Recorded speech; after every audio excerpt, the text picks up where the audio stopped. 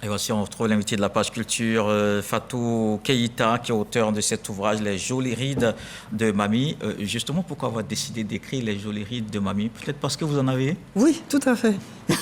Alors, je fête justement les gens de mon âge qui commencent à avoir des rides.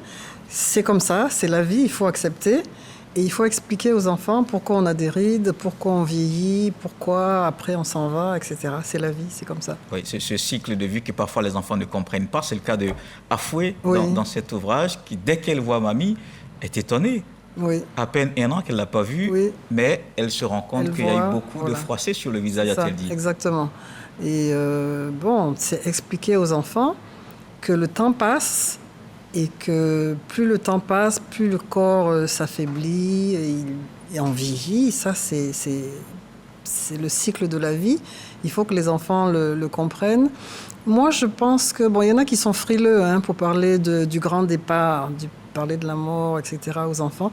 Moi, je pense que les enfants doivent rencontrer cet événement-là de temps en temps, pas tout le temps, mais de temps en temps, dans des livres qui leur sont destinés. Ça leur explique un peu que, ma foi, quand on est vieux, eh bien, on est sur le départ souvent et que ça fait partie de la vie. C'est difficile, mais il faut l'accepter, il faut s'en accommoder. On ne peut pas faire autrement, c'est comme ça, c'est le cycle de la vie. Mais quand Mamie a expliqué cela à Afoué, la petite Afoué, elle n'était pas d'accord. Elle a dit qu'elle allait partir avec Mamie. Oui, qu'elle veut partir avec Mamie. Évidemment, bon, elle est très jeune. Non, elle ne sait pas exactement. Bon, j'essaye quand même de ne pas choquer les enfants, de parler de façon assez édulcorée, assez gentille, pour ne pas choquer les enfants. Mais je pense que ça peut aider. J'ai une maman qui m'a dit, mon fils, quand je lui ai lu l'histoire, il était ravi parce qu'il s'est rendu compte que lui qui avait perdu une autre de ses grand-mères, de savoir qu'elle allait être heureuse, etc. Et puis que, ma foi, ça va arriver à tout le monde. Et qu'on ne peut pas vivre éternellement. Si on vit éternellement, mais mon Dieu, le monde il n'y aura plus de place pour quoi que ce soit. Voilà. D'accord. Les jolies rides de Mamie, lues pour vous par Marina Manzan et Godefroy Okambawa. On se retrouve juste après pour la suite. Les enfants ont une vision spontanée et souvent naïve du vieillissement. Ils observent les changements physiques sans filtre et posent des questions sincères. L'ouvrage des jolies rides de Mamie de Fatou Keïta, auteur de plusieurs ouvrages, met en lumière cette curiosité naturelle et la manière dont les aînés peuvent y répondre avec tendresse et pédagogie. Au-delà des rides et du vieillissement, une grand-mère incarne un lien précieux entre le passé et le présent. Elle transmet des valeurs, des traditions, des contes et une sagesse qui ne s'apprend pas dans les livres. L'auteur souligne ainsi le rôle des aînés dans la construction de l'identité des plus jeunes. Dans certaines sociétés, la vieillesse est perçue négativement, alors que dans d'autres, elle est un signe de sagesse et d'expérience. L'ouvrage invite à voir la vieillesse non comme une déchéance, mais comme une étape noble de la vie où chaque ride compte et raconte une histoire. Alors justement, cet ouvrage, les jolies rides de Mamie, me rappelle un autre ouvrage, Une Mamie à la mode. Ah oui, c'est oui. votre ouvrage. Oui, tout et pourquoi j'ai cette impression? J'ai l'impression, moi, que c'est la vieillesse, vous la concevez comme une autre jeunesse, finalement. Pourquoi pas, oui, on peut comprendre ça comme ça. Mais c'est vraiment apprendre aux enfants qu'il y a un cycle. On est bébé, on est enfant, on est ado, et puis ensuite on fait partie des adultes, et puis après on fait partie des vieux. C'est comme ça. Il faut s'approprier de cette notion-là pour peut-être être moins choqué le jour où il y a un départ. Il y en a toujours.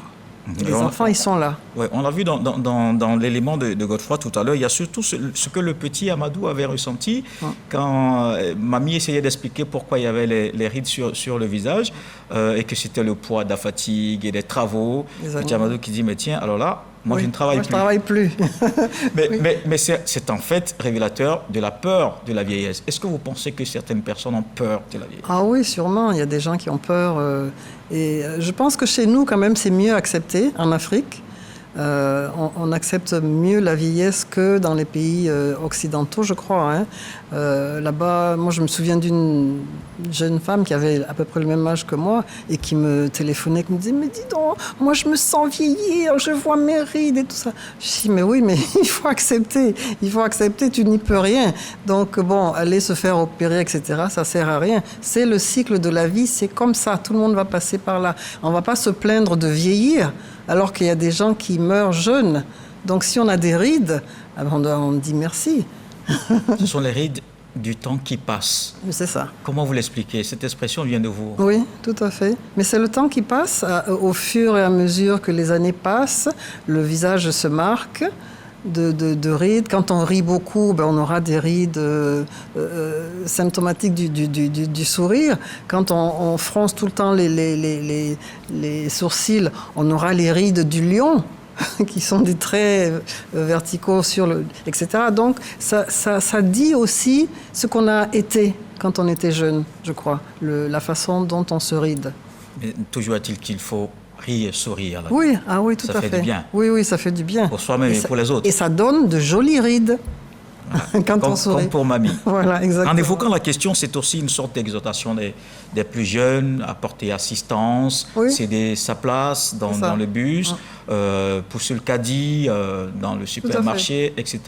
C'est en fait des leçons que vous essayez de passer. Oui, savoir que les vieux, ils deviennent plus fragiles et donc il faut, comme vous le dites, pouvoir leur venir en aide pour ceci, pour cela. Et même le fait de parler avec eux.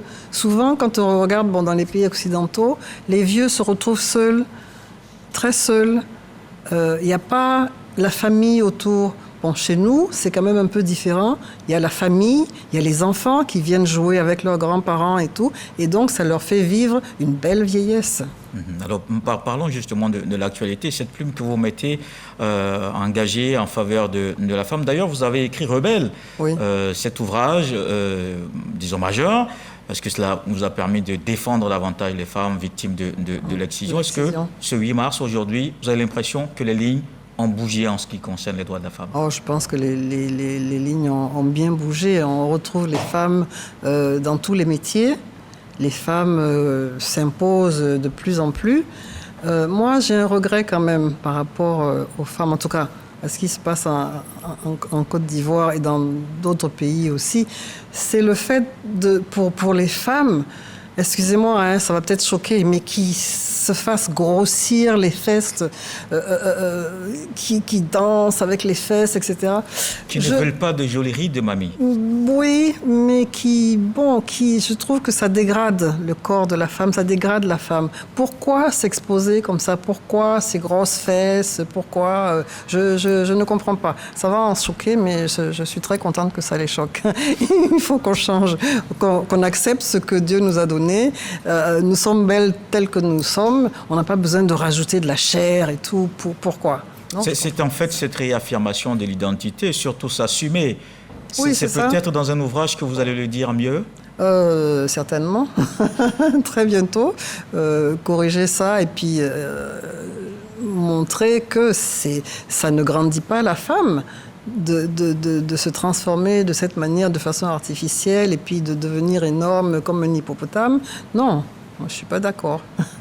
D'accord. Alors, l'une des leçons qu'il faut retenir aussi de cet ouvrage, Les jolies rides de mamie, c'est cette connexion, cette plaisanterie qu'il y a entre petits-enfants et mamie. Et tout de suite, Afoué l'a commencé dès qu'elle a vu sa mamie. C'est en fait historique. C'est sociologique. Tout à fait. Je veux dire, chez les Malinqués, en tout cas, il y a cette espèce de jeu, de rivalité. Une petite fille qui naît, tout de suite, pour la mamie, c'est sa rivale. Oui. Donc, il y a ce petit jeu-là. Et quand c'est un garçon, c'est son mari. Bon, mais je dois dire qu'à travers ces explications-là aussi, on voit quand même que il y a cette notion de supériorité de l'homme. Même quand une femme accouche, quand elle fait un bébé, on la félicite. « Ah, toi, tu as eu un garçon, etc. C'est mon mari et tout. Puis, oh, toi, tu n'as fait qu'une fille. C'est une rivale. » C'est un jeu. Mais je pense que ça a quand même changé. C'est un jeu. Non, on joue toujours avec ces termes-là. C'est un jeu. Hein. Mais il faut comprendre qu'en dessous, quand même, il y a qu'un bébé garçon, c'est quand même mieux qu'un bébé fille.